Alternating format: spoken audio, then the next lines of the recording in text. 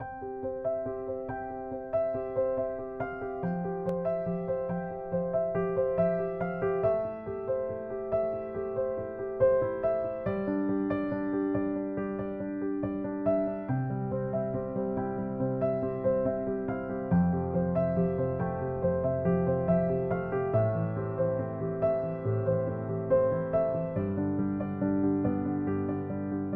my situation with the prison, you know, the next time I do something, it's either 25 to life.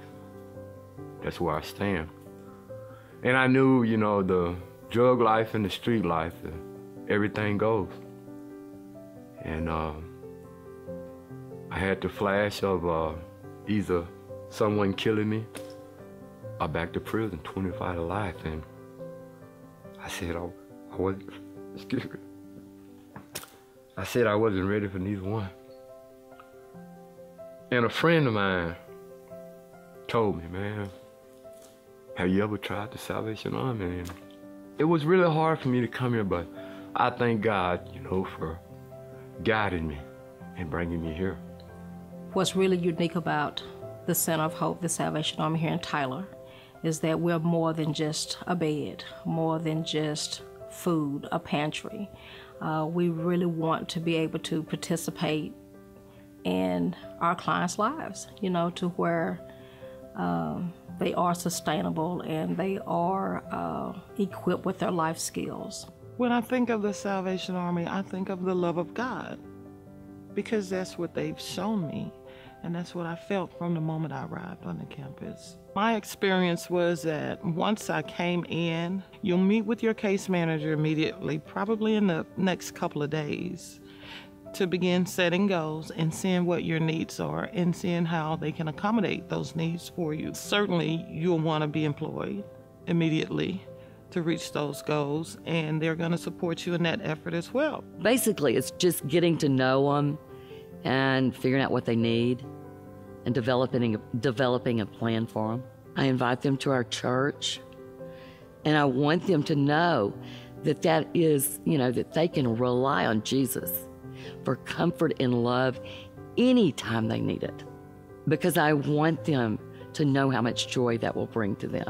I stayed here 7.5 months.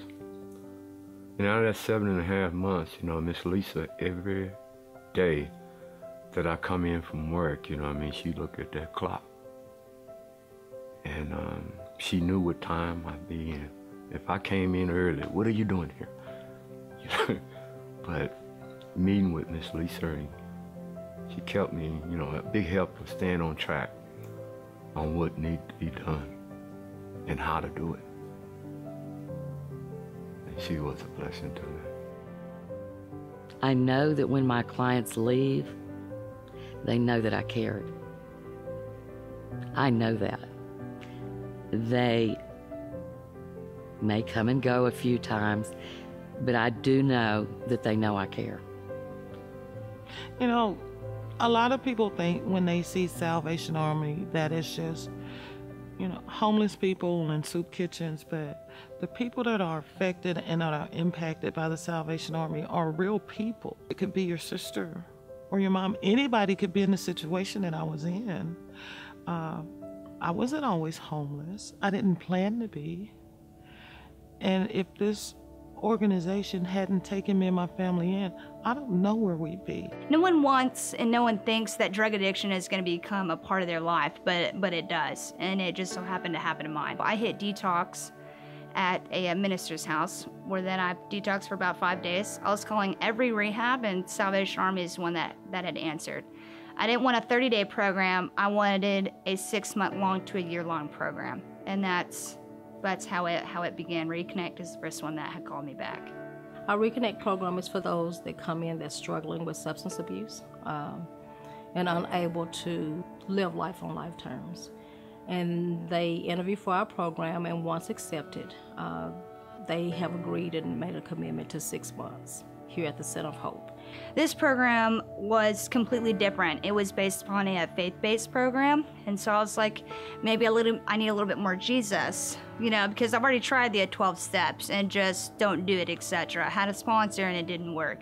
I needed something that was going to be able to change it, and so Salvation Army is all about faith-based and it is Christ-based, it made it completely different. But phase 1 is about 3 months of just therapy. Phase 2, you can actually get a job and start working and starting to put in your sobriety into now society. So I needed to learn how to transfer to society without just jumping to it and then finding myself in, relapse. It was easy to be here and to try to get a job and still come back and still do therapy and do my classes and do AA and all those kinds of things that come along with it. That's what made it a lot easier. And plus the fact that it was still, Jesus Christ is still the center, and I come back to a Christ-centered environment made it a lot easier for me. It really did. I'm hitting almost 402 days of a sobriety today, so that's always a plus. It is completely different. Sometimes I have to take a step back and realize that this is my life now. So much has changed over the course of the year that I would have never imagined that it would have ever been like this, honestly. That it's far more better than it was, before, definitely. And I could have never gotten there without y'all. And that's the truth. I couldn't have gotten sober. I couldn't have gotten a job.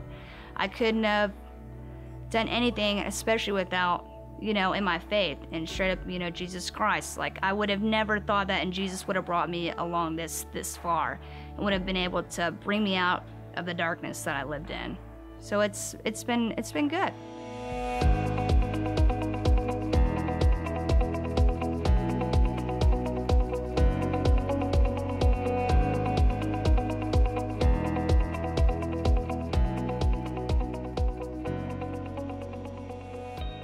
Our school program is doing the most good. It's just about showing the love and being a role model to the kids. If they don't have that kind of support in the school today, just being there for them every step of the way, not giving up on them, talking to them. If they need to talk to any one of the leaders, we always open to talk to them. Well, at the school program, they help them with their homework, and they have a tutor that helps them on Mondays or Wednesdays, and they teach them. They have people to help you with your homework and all. They give you exercise and they give you fun activities. And they give you tutors to help you, and they'll feed you, and that's all.